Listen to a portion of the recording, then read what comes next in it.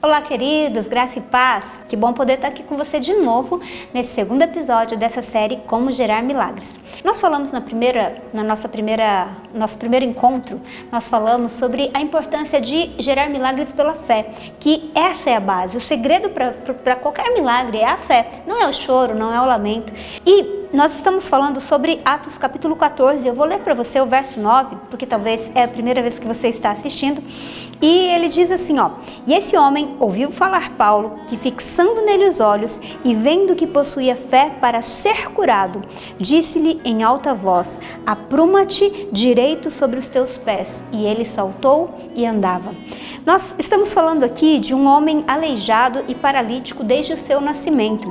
E uma coisa que é fundamental para se viver milagres é a gente ter um alvo, né? Ter um objetivo específico. Muitas pessoas, quando a gente vai orar por elas, acontece uma coisa muito engraçada. Você fala assim, pelo que você quer que eu ore? E ela fala assim, eu quero ser abençoado. Isso é algo genérico, mas eu preciso dizer algo para você.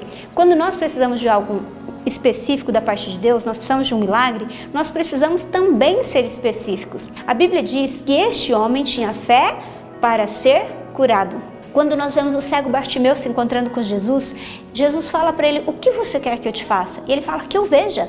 Então muitas vezes as pessoas, elas oram, Deus me abençoa, mas o que você quer que Deus faça?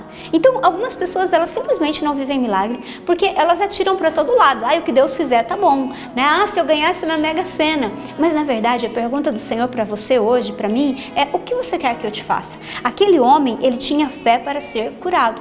E no universo de milagres não existe generalidades, não existe essa coisa do Deus me abençoa, eu quero ser abençoado. Não, eu quero ser curado, eu quero andar, eu quero ver, eu preciso da minha casa própria, eu preciso que o meu filho seja salvo, eu preciso que o meu filho seja transformado, eu preciso de uma restauração no meu casamento. São coisas específicas, é literalmente como uma flecha para acertar o alvo. É isso que nós precisamos orar. Então a primeira coisa que você precisa definir quando você vai viver um milagre, é o que você quer. Quando você vai orar, você precisa saber o que você quer. Tem gente que fala assim, eu preciso de um dinheiro. Mas o que você precisa exatamente? Às vezes o dinheiro não vai resolver o seu problema. Então, querido, se você não souber como orar, eu quero te dar uma sugestão. Eu quero te dar um conselho. Ore pedindo para o Espírito Santo te ensinar a orar. Porque senão, se a gente orar de uma maneira equivocada, se a gente orar de uma maneira abrangente, genérica, isso não vai acontecer. Eu desafio você, pode olhar para as Escrituras, você nunca vai ver uma pessoa chegando para Jesus e falando assim, me abençoa. Essa pessoa vai pedir algo específico e Jesus vai falar da fé dessa pessoa. São duas coisas que caminham juntas. Então, este homem, ele tinha fé para ser curado. Do quê? Da sua paralisia. Olha para isso. E olha para o cego Bartimeu. A Bíblia diz que ele usava uma capa, né? Que ele deixa a sua capa quando Jesus o chama. Aquela capa representava a sua pobreza. Então ele podia pedir, olha, eu quero sair daqui, eu quero uma condição financeira melhor. Mas não era isso. Ele queria ser curado, ele queria enxergar. E esse paralítico, ele queria andar. Então nós precisamos ser mais específicos. E a pergunta, né, que se eu dissesse para você, pelo que você quer que eu ore? Você não pode falar por tudo. Eu quero ser abençoado. Não, nós temos que chegar diante do Senhor com algo específico. E eu quero perguntar para você hoje, você tem fé para ser curado? Você tem fé para que isso aconteça? Porque às vezes, gente, a gente tem fé em Deus.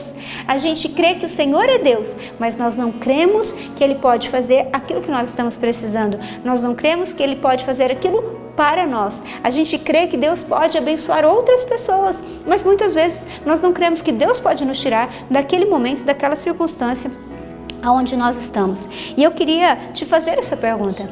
Se hoje o Senhor Jesus chegasse para você e dissesse, o que você quer que eu te faça? Qual seria a sua resposta? Então, se a primeira coisa que nós precisamos para viver um milagre, para gerar milagres, é ter fé que o Senhor pode fazer, a segunda coisa é que nós precisamos ser específicos naquilo que nós precisamos alcançar, naquilo que nós desejamos. Nós precisamos chegar diante de Deus com um pedido específico. Senhor, que eu veja. Senhor, que o meu filho saia dessa situação. Senhor, que eu conheça mais de Ti. Senhor, que eu seja liberto, que eu saia das drogas, né? É importante nós chegarmos diante de Deus com algo específico.